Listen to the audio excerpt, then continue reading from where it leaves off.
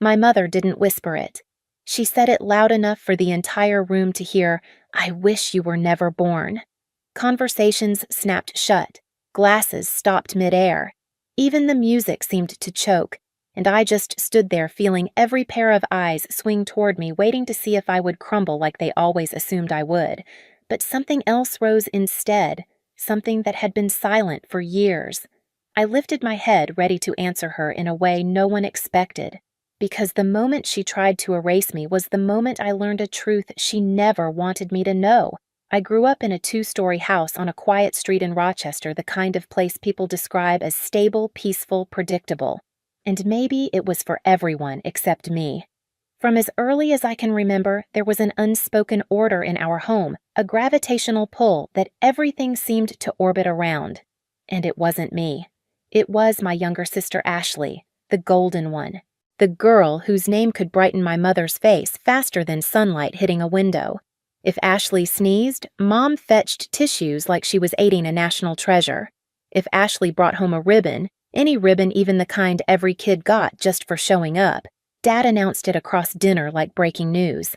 And whenever I achieved something, even something real, something earned, the reaction was always the same, polite, brief, a soft pat on the back before the spotlight swung right back where it belonged. I remember the year I won first place at the regional math competition. I was 14. I carried that certificate home like it was the most fragile thing in the world, terrified the corners would bend. Mom didn't even look up from the laundry basket when I laid it in front of her. "That's nice," she murmured, then added Ashley's volunteering at the hospital today. "Isn't that wonderful? She's making real impact." Real impact. Those 2 words became the measuring stick she used for everything.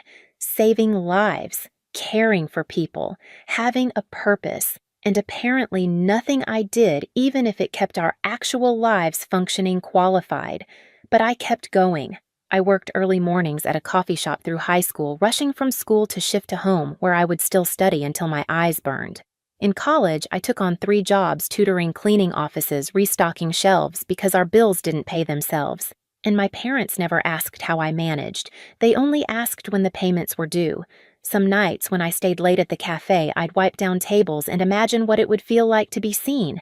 Not celebrated, not even that. Just seen. But I learned to live with the silence. I learned to survive inside it. Years later, when I got into Stanford for my MBA, my advisor cried harder than my mother did. She just nodded, murmuring something about Ashley's rotations in the ER, as if my acceptance was a minor footnote in Ashley's ongoing saga of excellence. Still, a small part of me believed things would change, that maybe success at that level would finally tilt the scales. And for a moment after graduation, I let myself hope. I chose Seattle because it felt like a clean start, a city built on ambition lit by glass towers and rain-soaked determination. I thought maybe coming home with a Stanford MBA and a consulting offer in hand would make them proud. Maybe they'd see me for who I had become. I didn't know the dinner at Delmonico's would prove just how wrong I was. The week after graduation felt like a blur of congratulations from people who had actually witnessed my work.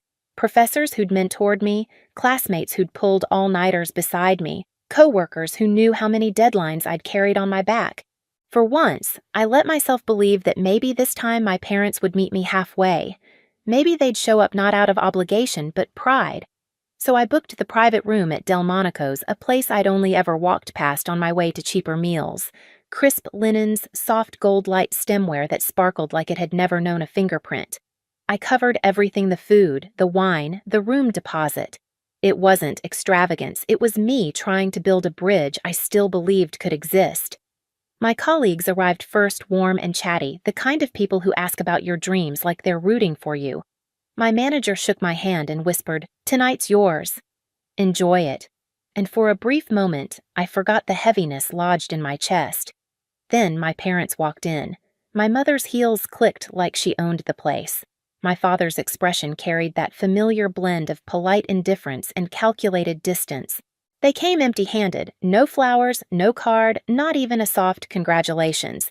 If they were proud, they hit it with the precision of surgeons. Still, I greeted them with the smile I'd practiced for years. Polite, controlled, hoping. Introductions began my manager, my professors, classmates who genuinely liked me. Compliments followed in easy waves. "You must be incredibly proud of Claire," one professor said. "A Stanford MBA isn't something you stumble into." My mother's smile thinned. "We're proud of both our daughters," she answered lightly. "But Ashley, she's saving lives in the ER. That's real impact." Her voice coated the words with a sweetness that felt like poison on my skin. Another colleague chimed in, trying to steer things back to me. "Claire carried our whole intern team last quarter. I don't know how she does it." My father chuckled, actually chuckled. "She's clever, sure. But what Ashley does, that's meaningful work." The conversation died. Forks hovered midair. Even my classmates who barely knew the dynamics felt the temperature drop. I forced myself to breathe through the embarrassment, smiling until my cheeks ached. But inside, something was cracking, not just from what they said, but from realizing how rehearsed it seemed, how effortlessly they dismissed me, like they'd been waiting for a chance to redirect the spotlight. Then my manager stood to give a toast, gentle, thoughtful, the kind of praise I never expected to hear spoken about me. My chest tightened as he said, "Claire is one of the most capable young consultants I've worked with. She's destined for great things." The applause washed over me, and I turned toward my parents, just needing a glance, a flicker, a spark of pride. Instead, my father leaned back and murmured, "Compared to a doctor." It doesn't measure up. Something inside me shifted, like a floorboard finally giving way after years of strain. And then, in one effortless breath, my mother delivered the sentence that would split my world open. "You know, sometimes I wonder why Claire takes things so seriously. Ashley never causes this kind of drama." I felt the room tilt. I didn't know it yet, but I was seconds away from hearing the words that would unravel everything I thought family meant. When the words finally came, they didn't come as a shout. They came softly, almost casually, the way someone might comment on the weather. "I wish you were never born." For a heartbeat, I didn't register them. The room felt too bright, too quiet, too still. Then the meaning sank in, sharp and cold. My mother wasn't just frustrated or tired or being dramatic. She meant it. She said it with the same ease she used when ordering coffee. A fork clattered somewhere near the end of the table. Someone gasped. My throat tightened, but nothing came out. I felt every pair of eyes on me, waiting to see what the sensible one, the quiet one, the one who always swallowed everything, would do next. Instead of crying, I simply pushed my chair back. The scraping sound cut through the silence like a blade. "Excuse me," I managed, though my voice felt like it belonged to someone else. I didn't look at my mother. I didn't look at my father. I didn't even look at my manager, who half rose from his seat as if to follow. I just walked out, heels hitting the hardwood floor in sharp, uneven beats. By the time I stepped outside, the Seattle night wrapped around me like a curtain, cold air catching the edges of my breath. Rain had begun to fall, not heavy, just enough to blur the city lights into streaks of gold and blue. I stood there on the sidewalk, the sound of distant traffic humming in my ears, and for the first time in my life, I felt completely untethered. Not free, not yet. Just severed. I didn't cry. I thought I would, but nothing came. Nothing. Instead, there was only a numb, echoing exhaustion, one that had been building for years, maybe even decades. Every memory flashed by: the forgotten birthdays, the laundry basket congratulations, the financial obligations I carried without question. Suddenly, all of it felt unbearably heavy. By the time I reached my apartment in Bellevue, my blazer was damp and my hands were shaking faintly. I kicked off my heels, sat on the floor in the dark, and stared at the blinking router light like it might tell me what to do next. My phone buzzed 11 missed calls from Mom and Dad and a single text. "You embarrassed us." "I hope you're proud of yourself." Proud. The word twisted in my chest. Proud was something they never felt for me, but expected me to feel for them. Something inside me gave way, not with a snap, but with a quiet, steady shift. I opened my banking app. 3 automatic transfers waited in the queue: payments for my parents' utilities, Ashley's tuition, and the lingering portion of the family mortgage. For a second, my finger hovered. The old version of me, the one who lived on obligation, fought to breathe. Then I hit cancel. 1, 2, 3. Each confirmation clicked like a lock turning. The silence in my apartment changed. It wasn't empty anymore. It was peaceful. The next day, Michael showed up with takeout containers and a bottle of wine he pretended not to care about, but clearly did. "Just checking if you're still alive," he joked gently, stepping over the pile of books near my door. I sat on the floor again this time with him beside me, steam from the food rising like an anchor pulling me back into my body. I think I said slowly, "I'm done." He didn't interrupt. He didn't tell me to reconsider. He just nodded, eyes soft. "About time you saved yourself for once." Something steadied inside me. For the first time, I wasn't drowning. I was surfacing.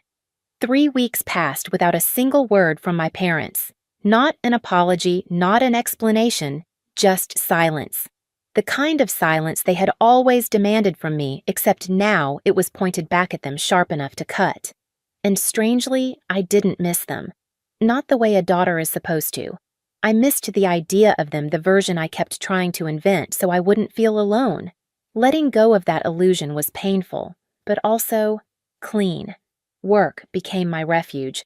The restructuring project I'd been assigned swallowed entire days whole, but I didn't mind. For the first time, I wasn't pouring myself out just to be overlooked. People listened when I spoke. Clients deferred to my judgment. My manager handed me responsibility like he trusted me to carry it because he did. And when a local business magazine asked to feature the project, I said yes. I didn't mention my family in the interview. I didn't have to. The journalist said she wanted to highlight resilience, how you grow when the ground underneath you keeps shifting. When the article went live, my inbox filled with messages from strangers, people who had endured parents who only loved the version of them that stayed small. Their words felt like breadcrumbs on a path I didn't know I was following. But quiet is never permanent, not in families like mine. On a Tuesday afternoon, I came home after a 12-hour day, exhausted, still in heels, blazer slipping off my shoulder, and found 2 silhouettes through the frosted glass of my apartment door. For a moment, I thought it was a delivery. Then I heard my mother's voice. "Claire opened the door. We know you're there." My stomach dropped. I didn't move, not because I was afraid, because I no longer owed them urgency. When I finally opened the door, they swept inside without waiting for an invitation. Like my home was just another thing I maintained for them. My father took the couch. My mother paced once, then faced me with tight, brittle anger. "We need to talk," she said, "about Ashley." Of course it was about Ashley. It always was. My father folded his hands stiffly. Her internship ended unexpectedly. There were cuts. Her tuition balance is overdue, and if it isn't taken care of, she'll be asked to take a leave from the program. I didn't sit. I didn't blink. And my mother snapped, "We need your help." The audacity landed like a slap. They hadn't shown up to apologize. They hadn't shown up to ask how I was, or why I walked out of that restaurant, or what they had done to cause a fracture big enough to swallow our entire relationship. They came because they wanted me to fix their favorite daughter's life again. When I didn't answer immediately, my mother's tone sharpened. "Claire, don't be petty. Ashley is your sister." I laughed, short, bitter, not amused. "I paid her tuition for years. I covered your bills, the mortgage. I worked myself raw so this family didn't fall apart. And you stood in that restaurant and said you wished I'd never been born." My father straightened. "We were angry. You made a scene." "No," I said, stepping closer. "You made the scene. I just walked out of it." The air thinned between us. I could feel something inside me settling, solidifying into clarity. "You're our daughter," my mother said, her voice rising. "Family is family." I exhaled a long, steady breath. "You don't get to play that card now." Her eyes flashed. "Claire, you're being unreasonable. You owe." I cut her off. "I owe nothing." My father's face reddened. "We raised you." I shook my head. "You didn't raise me. You drained me." The words hit harder than I expected, maybe because it was the first time I'd ever said them out loud. My mother froze. My father's jaw clenched. For the first time in my life, they looked small, like two people standing in front of a truth they couldn't control. I walked toward the door, but not to leave, to open it. I held it wide, letting the hallway light spill into the room. "If you came here to apologize," I said quietly, "I'd listen." They said nothing, not a word. "But if you came to ask for more," I looked each of them in the eyes, steady and unshaken. "That conversation ended the night you disowned me." My mother scoffed, crossing her arms.